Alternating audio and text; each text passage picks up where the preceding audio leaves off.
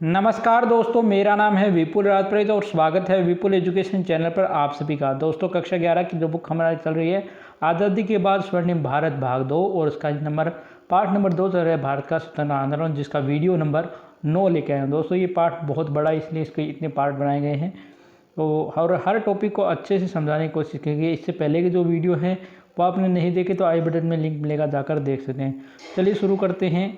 भारत का स्वतंत्रता आंदोलन में जो अगला हमारा आज हम जो टॉपिक पढ़ रहे हैं वह है भारत छोड़ो आंदोलन। भारतीय इतिहास में 1942 का भारत छोड़ो आंदोलन एक महत्वपूर्ण स्थान रखता है। यानी भारत छोड़ो जो आंदोलन है 1942 में जो प्रारंभ हुआ था वो भारतीय इतिहास में अपना एक अलग स्थान रखता है। इस क्रांति ने भारत में ब्रिटिश साम्राज्यवाद की नींव रखी थी। यानी ये जो 1942 में जो भारत छोड़ो आंदोलन हुआ था इसने जो ब्रिटिश साम्राज्य इसकी नींव हिला दी थी। यह सिद्ध कर दिया कि भारत पर अब अधिक समय तक ब्रिटिश आधिपत्य नहीं रहेगा और भारत अपनी स्वतंत्रता के लिए मरने मिटने के लिए तैयार है। यानी इस जो आंदोलन है इसने ये सिद्ध कर दिया कि अब भारत पर जो है ब्रिटिश साम्राज्य का आधिपत्य नहीं रहेगा और भारतीय जो है अपनी स्वतंत्रता के मरने मिटने के कारण जो मरने मिटने उसके लिए तैयार है। तो इसके भारत छोड़ो आंदोलन के कारण क्या थे? तो सबसे पहला कारण है 1942 में क्रिप्स योजना की असफलता के बाद भारतीय यह समझने लगे कि ब्रिटिश सरकार ने स्वतंत्रता का अध्याय बंद कर दिया और सरकार ने कठोरकारी दमनकारी नीतियाँ अपना ली। यानी 1942 में जब क्रिप्स योजना, एक क्रिप्स योजना होती है दोस्तों, जो भारत आती है, जिसका मतलब 3 सदस्य होते हैं। इसके क्रिप्स मतलब इसका जो अध्यक्ष होता है उसका क्रिप्स के नाम पर ही इसका योजना होती है और ये संवैधानिक सुधारों के लिए आती है। लेकिन भारतीय जो है इस योजना को स्वीकार नहीं करते और ये असफल हो जाते हैं। तो भारतीयों को ये समझने लगा कि ब्रिटिश सरकार ने अब जो स्वतंत्र अध्याय ये तो बंद कर दिया है और अपनी जो दमनकारी नीतियाँ हैं वो अपना ली है। इससे देश में नैराश्य और उत्साहहीनता आ गई। देश में जो निराशा आ गई और उत्साहहीनता आ गई। इस स्थिति में कांग्रेस के समक्ष आंदोलन के चलाने के सिवाय कोई दूसरा उपाय नहीं था। यानी इस स्थिति में कांग्रेस के समक्ष जो है आंदोलन जो चलाने के सिवाय कोई दूसरा उपाय नहीं सोचा। दूसरा, ब्रिटिश सरकार प्रारंभ में द्वितीय विश्व युद्ध में जापान का मुकाबला सफलतापूर्वक नहीं कर सकी। यानी जो ब्रिटिश सरकार है दूसरा युद्ध जब हुआ तो जापान का मुकाबला नहीं कर पाई। मलाया, सिंगापुर, बर्मा आदि देशों में ब्रिटिश फौजों को पीछे हटना पड़ा। यानी मलाया है, सिंगापुर है, बर्मा आदि देशों में जो ब्रिटिश फौजों को पीछे हटना पड़ा, जिससे भारतीयों को विश्वास हो गया कि ब्रिटेन भारत की रक्षा नहीं कर सकता। यानी इससे भारतीयों को विश्वास हो गया कि अब ब्रिटेन जो है भारत की रक्षा नहीं कर सकता। यदि इंग्लैंड भारत को आज़ाद कर देता है तो जापान भारत पर आक्रमण नहीं करेगा। यानी ये उनको ये लगा कि यदि इंग्लैंड भारत को आज़ाद कर देता है तो जापान भारत पर आक्रमण नहीं करेगा। लेकिन बात दोस्तों, इसके अंदर एक छोटी सी पॉइंट ये है कि उस समय सुभाष चंद्र बोस जी जो है वो जापान के साथ मिलकर आज़ाद हिंद फौज के द्वारा जापान उनका साथ दे रहा था। और यहाँ पर ये थोड़ा सा विवादित विषय है, लेकिन इसका डिस्कस नहीं करेंगे, कभी और देखेंगे। तीसरा, युद्ध के नाम पर सरकार देश में साम्राज्यवाद का नाटक खेल रही थी। यानी युद्ध के नाम पर जो ब्रिटेन सरकार है वो यहाँ पर साम्राज्यवाद का नाटक खेल रही थी। देश में भ्रष्टाचार और चोर बाजारी है इसका बोलबाला था। इससे जनता में जो विदेशी सरकार है इसके प्रति असंतोष फैला हुआ था। 27 जुलाई को ब्रिटिश सरकार ने लंदन से एक घोषणा की कि भारत को युद्ध का अड्डा बनाया जाएगा और उसके लिए आवश्यक कार्रवाई भी की जाएगी। यानी कहा गया कि भारत को अब युद्ध का अड्डा बनाया जाएगा और उसके लिए आवश्यक कार्रवाई की जाएगी। भारतीय नेता इससे बहुत क्षुब्ध यानी बहुत नाराज हुए और घोषणा के लगभग 12 दिनों के बाद ही भारत छोड़ो आंदोलन शुरू हुआ। यानी जब 27 जुलाई थी, जिसके लगभग 12 दिन बाद ही ये जो भारत छोड़ो आंदोलन है ये प्रारंभ हुआ। कांग्रेस कार्य समिति की वर्धा में 14 जुलाई 1942 को एक बैठक हुई। यानी 14 जुलाई 1942 को कांग्रेस कार्य समिति की वर्धा में बैठक हुई, जिसमें वर्धा प्रस्ताव द्वारा यह मांग की गई कि अंग्रेज भारत छोड़कर चले जाए। यानी वर्धा प्रस्ताव में ये मांग की गई कि अब अंग्रेजों को भारत छोड़कर चले जाना चाहिए। प्रस्ताव में ये भी कहा गया कि जो परिस्थितियाँ उत्पन्न हो गई है उसका समाधान केवल ब्रिटिश शासन का अंत होने से होगा। यानी अब जो परिस्थितियाँ उत्पन्न है इसका समाधान यही है कि ब्रिटिश शासन का अब यहाँ से अंत हो जाए। प्रस्ताव में बताया गया कि इस उद्देश्य की पूर्ति के लिए कांग्रेस एक व्यापक आंदोलन चलाएगी। यानी ये जो अंग्रेजों को बाहर निकालने है इसकी पूर्ति के लिए कांग्रेस अब एक व्यापक आंदोलन चलाएगी। 1 अगस्त 1942 को इलाहाबाद में तिलक दिवस के अवसर पर, यानी कि तिलक जी के दिवस के अवसर पर जवाहरलाल नेहरू अपने भाषण में कहा था कि हम आग से खेलने जा रहे हैं, हम दूधारी तलवार प्रयुक्त करने जा रहे हैं, जिसकी चोट उल्टे हमारे ऊपर भी पड़ सकती है, लेकिन हम विवश है। यानी नेहरू जी ने अपने भाषण में कहा था कि हम आग से खेलने जा रहे हैं, यानी ब्रिटिश साम्राज्य से खेलने जा रहे हैं, और दूधारी तलवार यानी 2 धारी तलवार प्रयुक्त करने जिसकी चोट हम पर भी उल्टी पड़ सकती है, लेकिन हमें विवश है। कांग्रेस कार्यकारिणी समिति की बैठक 7 और 8 अगस्त 1942 को मुंबई हुई। यानी वो कांग्रेस कार्य समिति की बैठक ये 7 और 8 अगस्त को कहाँ हुई? 1942 को मुंबई में, जिसमें भारत छोड़ो जो प्रस्ताव है ये पारित किया गया। प्रस्ताव पारित होने के बाद महात्मा गांधी ने भाषण दिया। उन्होंने कहा कि भारत में ब्रिटिश शासकों का रहना जापान को भारत पर आक्रमण के लिए आमंत्रण है, यानी अगर ये जो ब्रिटिश शासक भारत में रहे तो जापानी भारत पर आक्रमण करेंगे, उनको भारत छोड़ से यहाँ यह आक्रमण हट जाएगा, यानी ये भारत छोड़ देंगे तो ये आक्रमण हट जाएगा। भारत को ईश्वर के हाथों में छोड़ दो अथवा अराजकता पर भारत को छोड़ दो, यानी या तो ईश्वर के हाथों में भारत को छोड़ दो या अराजकता पर भारत को छोड़ दो। उन्होंने स्पष्ट कह दिया कि मैं स्वतंत्रता का ज़्यादा इंतजार नहीं कर, यानी उन्होंने कहा कि हम अब आज़ादी का ज़्यादा इंतजार नहीं कर सकते। मैं जिन्ना के हृदय परिवर्तन की बात नहीं दे सकता, यानी मैं नहीं दे सकता कि जिन्ना का हृदय परिवर्तन कब होगा, ये मेरे जीवन का अंतिम संघर्ष है। उन्होंने कहा ये मेरे जीवन का अंतिम संघर्ष है। महात्मा गांधी ने कहा मैं आपको एक मंत्र दे रहा हूँ, करो या मरो, यानी या तो करो या मरो, या तो हम इस देश को इस प्रयास में देश को आज़ाद करवा लेंगे या इस कार्य में हमें मर मिटेंगे। ब्रिटिश सरकार कार्यवाही की तैयार थी, यानी ब्रिटिश सरकार जो वो भी कार्यवाही की तैयार थी। 8 अगस्त को 1942 की भारत छोड़ो प्रस्ताव पारित हुआ, यानी 8 अगस्त की रात को भारत छोड़ो प्रस्ताव पारित हुआ और सरकार ने शीघ्र ही नेताओं की गिरफ्तारी शुरू कर दी, यानी शीघ्र जो भी नेता थे बड़े उनको गिरफ्तारी शुरू कर दिया। 9 अगस्त को महात्मा गांधी के साथ सभी जो नेता थे उनको गिरफ्तार कर लिया गया और महात्मा गांधी को पुन्ना खा के आगा खा पैलेस में नज़रबंद कर दिया गया और अन्य नेताओं को जो अहमदनगर किले में। नेताओं की गिरफ्तारी की बात जो है गुप्त रखने की चेष्टा की, यानी ये बात गुप्त रखने की चेष्टा की, परंतु सरकार अपने उस उद्देश्य में सफल नहीं हो सकी, यानी ये बात जो है आग की तरफ रही। नेताओं की गिरफ्तारी के समाचार देश में जो है हवा की तरह गति से फैल गई।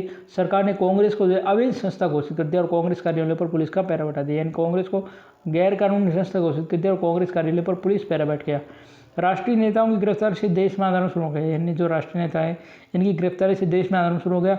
सरकार विरोधी प्रदर्शन हुई, यानी सरकार के विरोधी प्रदर्शन हुई, हड़तालें हुई, सभाएं हुई, जुलूस भी निकल गए। सरकार ने भी कठोर दमनकारी नीति अपने घुड़सवारों और बंदूकों द्वारा उन्हें बंद करना भी प्रारंभ कर दिया। तो सारे देश में आतंक छा गया। कोई भी ऐसा नेता जेल से बाहर नहीं था जो इस विषम परिस्थिति में जनता का मार्गदर्शन कर सके। सरकार के प्रति घृणा और रोष की उत्तेजित जनता है, इसने भी हिंसात्मक मार्ग अपनाए। जमशेदपुर, अहमदाबाद, मुंबई में मजदूरों ने हड़ताल कर दी, स्कूल और कॉलेज बंद हो गए। ऐसा प्रतीत होने लगा कि देश के कई भागों में, उत्तर प्रदेश में बलिया, बंगाल में मिदनापुर में स्थित तामुलों को तथा महाराष्ट्र के सतारा में सामंत सरकारों का जो समानांतर सरकार है उनका गठन किया जाएगा। कई जगहों पर जेलों पर भी आक्रमण, अनेक कैदी जेल से निकलकर भाग गए। जयप्रकाश नारायण, अरुणा सफली, राममनोहर लोहिया आदि जो नेता थे वो भूमिगत रहते, अंडरग्राउंड रहते हुए इस आंदोलन में भूमिका निभाई। ब्रिटिश सरकार ने क्रांति के दमन के लिए जो जनता को मशीन गनों और गोलियों का भी शिकार बनाया। आतंक फैलाने के लिए पुलिस ने निर्मम से निर्मम कार्य किया।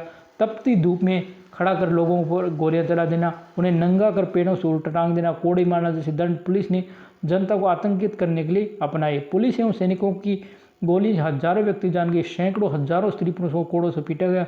सचमुच जो ब्रिटिश सरकार का दमन चक्र था वो अपने अंतिम बिंदु पर पहुंच गया था। पटना सचिवालय पर राष्ट्रीय झंडा फहराते समय 7 छात्रों को गोली के शिकार हुए।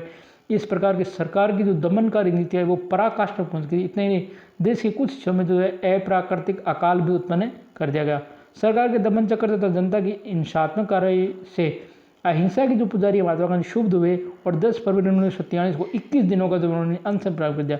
सरकार ने इसकी जिम्मेदारी अपने ऊपर नहीं ली। वायसराय की कार्यकारिणी परिषद से कई भारतीयों ने त्यागपत्र दे दिया। सरकार से अपील की कि वह गांधी जी को जेल से मुक्त कर दे, परंतु इसका कुछ भी परिणाम नहीं निकला। 2 मार्च 1943 को महात्मा गांधी का जो अनशन है सकुशल समाप्त हुआ और अप्रैल 44 में गांधी जी बीमार पड़ गए। सरकार ने विवश होकर 6 मई 1944 को गांधी जी को छोड़ दिया। सन 1942 की जो अगस्त क्रांति है इसकी भारतीय राष्ट्रीय इतिहास में बहुत बड़ा महत्व है।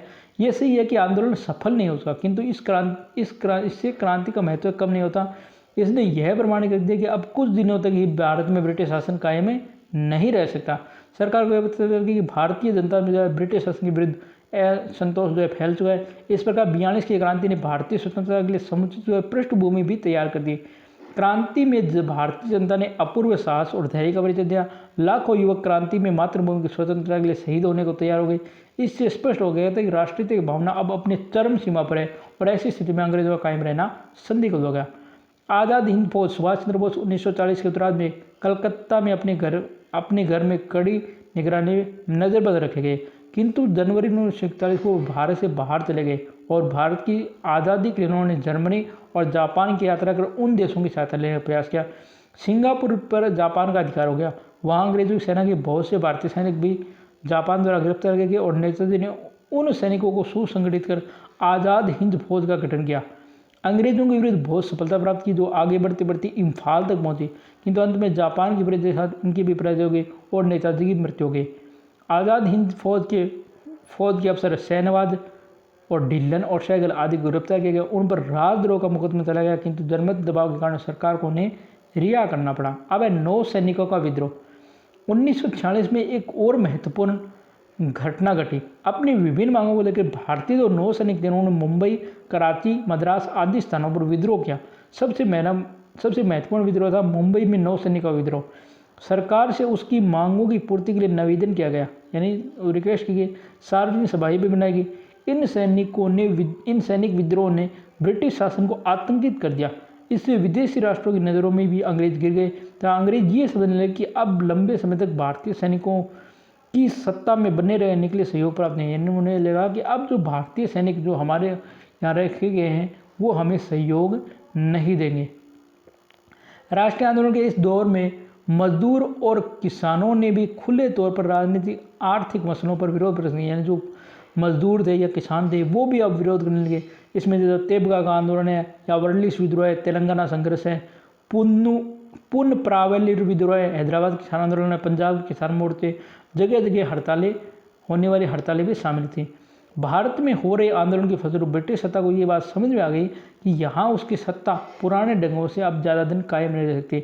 इस दौर में कांग्रेस की मांग थी भारत छोड़ो, और ब्रिटिश सरकार ने निर्णय लिया कि मार्च 46 में एक कैबिनेट मिशन जो है भारत भेजा जाए, और मिशन का उद्देश्य था सत्ता का हस्तांतरण स्वरूप और उसकी कार्य प्रणाली का प्रबंध करना। यानी जो कैबिनेट मिशन भारत भेजा गया था उसका उद्देश्य था पावर ट्रांसफ़र और उसकी कार्य प्रणाली का प्रबंधन भी करना।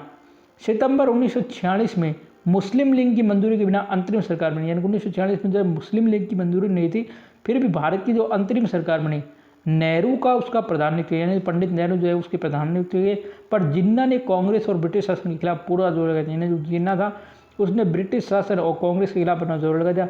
कांग्रेस का मानना था कि विभाजन अगर जरूरी है तो आज़ादी के बाद उसको फैसला नहीं, यानी कांग्रेस का मानना था कि अगर जिन्ना चाहता है कि विभाजन हो तो ये आज़ादी के बाद होना चाहिए, जबकि जिन्ना की जिद थी कि पहले विभाजन फिर आज़ादी। उनकी जिद थी कि पहले विभाजन करो और फिर देश को आज़ादी मिलेगी। लीग ने कैबिनेट मिशन को अस्वीकार कर दिया, जो मुस्लिम लीग थी उसने कैबिनेट मिशन को अस्वीकार कर दिया, और इस अस्वीकृति का प्रमाण 16 अगस्त 1946 की सीधी कार्रवाई में दिखा गया। 16 अगस्त 1946 को जो डायरेक्ट कार्रवाई जिसे कहा जाता है वो की गई, जिससे लगभग 5000 लोग मारे गए और आज़ादी का जो आंदोलन है वो अब रक्त रंजित हो गया। इसके बाद जो लीग ने संविधान सभा में शामिल होने से इनकार कर दिया, यानी जो संविधान सभा बनी थी उसमें शामिल होने से इनकार कर दिया। 46 के चुनाव में भी लीग ने मुस्लिम सीटों का जो ध्रुवीकरण कर लिया। कलकत्ता, रावलपिंडी और नवाखली में दंगे फूट पड़े। अंत भारतीय आज़ादी लीग के सांप्रदायिक और हिंसक रवैये के कारण विभाजन में बदल गए और माउंटबेटन योजना के अनुसार जो है भारत का विभाजन कर दिया गया। तो ये तो भारत छोड़ो आंदोलन है। अब इसके बाद जो पॉइंट है दोस्तों, ये महात्मा गांधी के विचार हैं कि महात्मा गांधी के क्या क्या विचार थे, ये इसके अंदर जो है वो है। तो ये जो है हम कल पढ़ेंगे, यानी कल इसका अंतिम वीडियो हम लेके आएंगे। तो दोस्तों ये था आज का वीडियो। आपको ये वीडियो कैसा लगा कमेंट करके जरूर बताना। वीडियो को लाइक करना, शेयर करना नहीं भूलना। चैनल को आपने अभी तक सब्सक्राइब नहीं किया तो आप चैनल जरूर सब्सक्राइब करें और बेल आइकन को प्रेस करें। धन्यवाद दोस्तों। जय हिंद, जय भारत। घर रहें, स्वस्थ रहें।